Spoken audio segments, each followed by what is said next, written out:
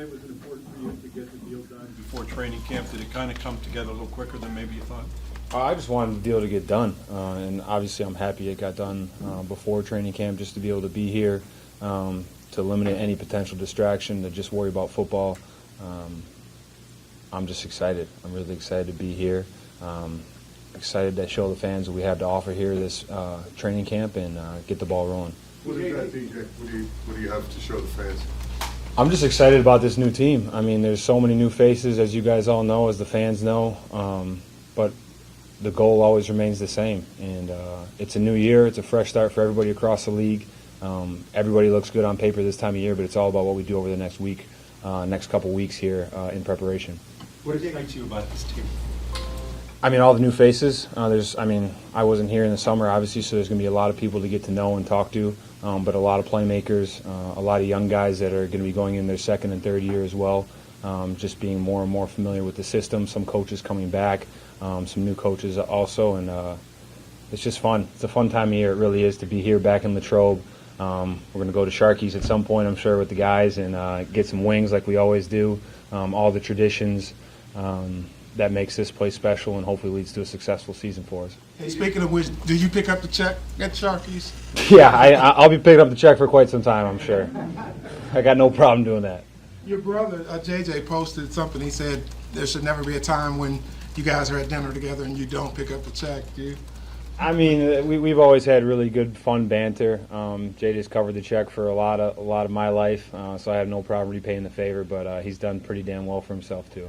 TJ, what went into the decision to stay home during the spring as opposed to doing in 21 where you kind of held in and were at the facility? Yeah, I mean, in the spring, when it was 2021, I think I only came for the 3 days. So it's kind of you fly in, you do work off to the side, and then you fly back home anyway. So it was just kind of staying in my routine. The guys here have been really understanding of how I train back home, and they understand that I'm working. I'm not just sitting on the couch the whole time, and I always come prepared. So I think you guys will see throughout the week. First week back, yeah, I've been away, but I've been training as hard as I possibly can, like I do each and every year, so I come in prepared. Were you trying to send a message to Omar or those guys by not coming in for those 3 days? I mean, there's definitely more that goes to a lot of things when it comes to a contract, but I think it was more so just being prepared as best I possibly could as opposed to flying in, doing stuff on the side, potentially even being more of a distraction. And like I said, I'm glad the deal got done.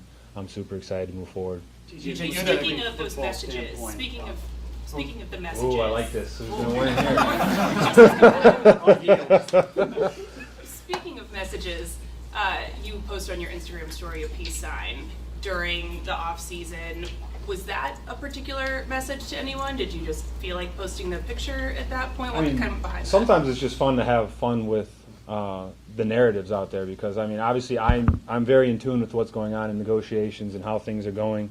And it's fun to see what you guys are all writing, thinking that things are one way even though they're completely a different way. So sometimes it's fun, especially when it's early in the off season, to kind of throw something out there and see what happens. And it stirred things up a lot more than I ever thought it could.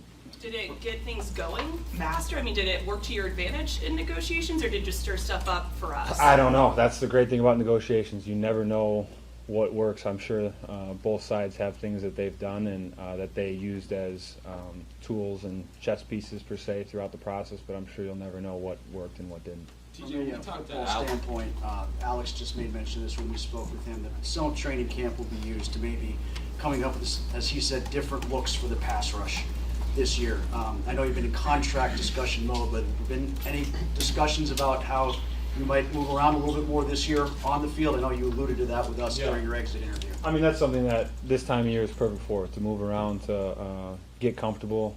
It's not about winning every single rep and having to be on the left side and having to get everything mastered on the left side. It's about trying new things and moving around, and I'm sure you guys will see a good amount of that. And we just have so much depth, especially at the outside linebacker position, with Herb, too, who's a more than capable pass rusher.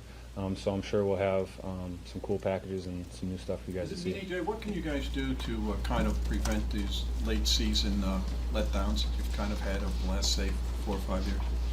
Well, Anything in particular? I think it's staying healthy is a huge thing. I think it's rotating more. I think it's staying fresh. I think it's the way we approach practice, the way we approach everything. I think everything you do is contagious in one way or another. So I'm just trying to be the best teammate I can be, day in and day out, be as consistent as possible. And as the stretch goes on, you have to find ways to stay fresh and to modify if you need to. And those are all conversations that we're going to have this time of year to make sure that we're able to make that push when we need to. Did you sense any problems in that Baltimore game beyond scheme or execution? You got ripped the team got ripped pretty hard on the broadcast for effort and pushback and some of the intangible stuff. I mean, I'm not going to continue to look back. I'm excited to be here this year and move forward. You need to be a dominant player into your 30s, like it's just human body, it's human nature. You get to your 30s, not necessarily the same. Do you feel like you are the same player you were 5 or 6 years ago, and does that motivate you going forward? Absolutely. I mean, Cam Hayward's doing it going into his 40s, it seems like. So I do. In all honesty, though, I do have a great teammate in Cam to look to how you sustain your career. And that's something that's important to me. It's something that I want to give to the city of Pittsburgh. I want to give to this organization, its longevity, and doing everything I possibly can each and every day to have success on the football field. At the end of last year, TJ, you were talking about how there's a big difference between the guys who've won a Super Bowl and those who haven't. What gives you confidence over the course of this new contract that you guys can take the necessary steps to get there? I think that it's the endless pursuit of it and just wanting to continue to do everything possible, turn over every stone. And as to this point, we haven't been able to do that. And you see the aggressiveness that we're taking organizationally.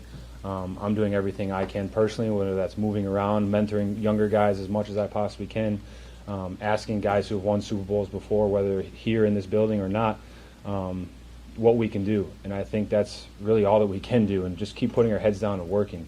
We can sit here and talk about not winning a playoff game and how much I want to do it, but at the end of the day, it's just lip service. It's all about what we do, and that's why I'm excited to be back here. That's why I'm excited to get to know each and every guy on this new team that we have and get to work, man. Speaking You of know, which, there's always going to be change to a team.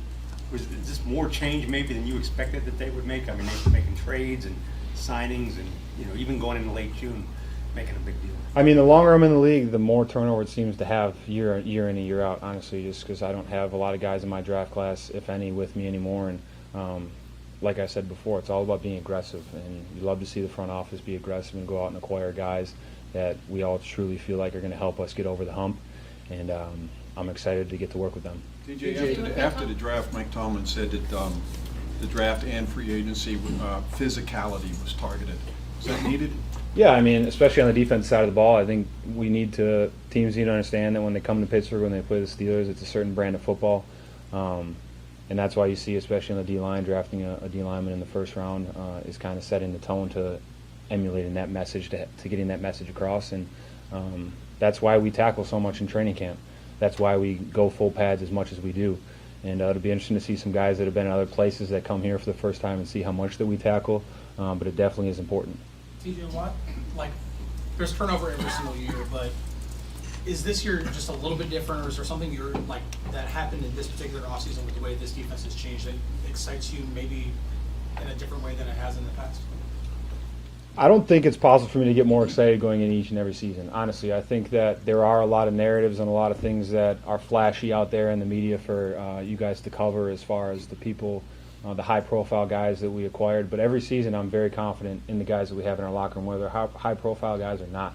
I mean, just thinking of a guy like Corey Trice, a guy that isn't going to be known in the national media, but I'm excited to see what he brings to the table this fall. So I'm excited every year. I don't think it's possible to be more excited than I have been in the past. We talked with Patrick Queen just a little while ago. He said that this is really a prove-it year, especially for the guys on defense. What is the biggest focus for you guys kind of as a collective coming into camp here? Yeah, I think it's getting back to being a really, really hard-nosed football team, especially on the defensive side of the ball, setting hard goals and sticking to them. And teams need to know what's coming when they see the Pittsburgh Steelers defense. And not to say that they haven't in the past or that we haven't taken pride in it, but I think it's something that we can definitely talk more about openly about our goals as a defensive unit and hold each other accountable. TJ, what was your reaction to Minka being traded? I was shocked. I was just as shocked as I'm sure everybody in this room was. Minka was a great friend, a great teammate. Unfortunate the business side of things. Wish him nothing but the best, but obviously the front office felt like they need to go a different direction. I'm excited about the new talent that we acquired via the trade, but the business is just a business sometimes. We talked to Alex and Nick and you, your position coach Denzel. All of them, during your negotiations, all of them expressed a lot of confidence that this is going to work out. We're not worried about it. And they were in constant contact with you. How important was that for you to have that connection with them and that they understood this was going to be a thing? Yeah, it's cool. I mean, when I've been doing it this long, you go through a lot of people, go through their negotiations, and then obviously you go through some yourself. And everybody, ever since I've been here, has been really cool about understanding the business side and separating business and football, and those guys are all great. I mean, it was nice to have Herbig up and training with me for the last month or so, just to be able to have another NFL guy that's in the locker room here. We do the same drills and stuff to be able to measure up where we are in the offseason. You talked about the narratives of negotiations. Can you address the one that was out there about, were you waiting to see what Crosby and Garrett got in their deals before you came to a conclusion on yours? Or, like your brother said, would you have been fine with just signing a deal day one if it had come before Max's deal was even announced? Yeah, I mean, timing, it takes two to get a deal done.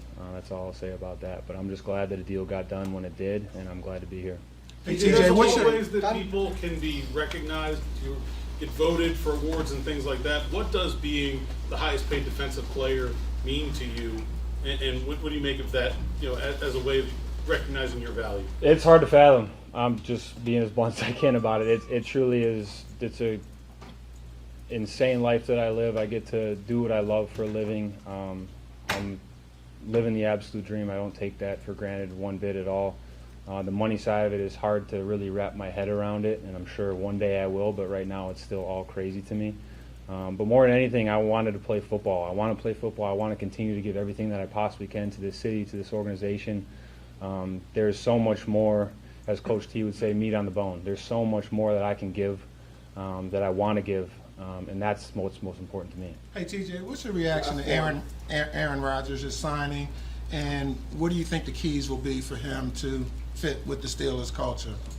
I mean, he's been around the block quite some time, so I think he is going to bring a lot to the table. I'm excited to be able to get to see him. I haven't been able to shake his hand and say hello yet. Obviously seen him after games here and there, but I'm excited, just like all the new guys we have, to be able to get to work and stop doing all these press conferences and play football. Hey, TJ, Carl Dunbar calls Sawyer one of his guys. He considers him a third defensive lineman drafted. He's a big guy, 265, 260. You look like you've gained some weight this year. They're using Leal over there, too. Is that becoming a defensive end position more? I think it's just trying to get as many people on the field as we possibly can, especially when you only 4 or 5 outside linebackers. And on game day, it's hard when they're trying to set the roster of how many guys are going to be up at what position. And when you have that hybrid role as a defensive tackle or an outside linebacker, it might be a little bit more on their plate as far as play calling and drops in certain coverages, but I think it's very beneficial when you have a Leal or a Sawyer who can play kind of that hybrid role and also cover kicks or cover punts. It makes those decisions a little bit easier on game day. Have you added weight? What was that? Have you added weight? Have I had it what? Added weight. Oh, have I added weight? No, I'm right about the same. Thanks, though. Thank you, guys.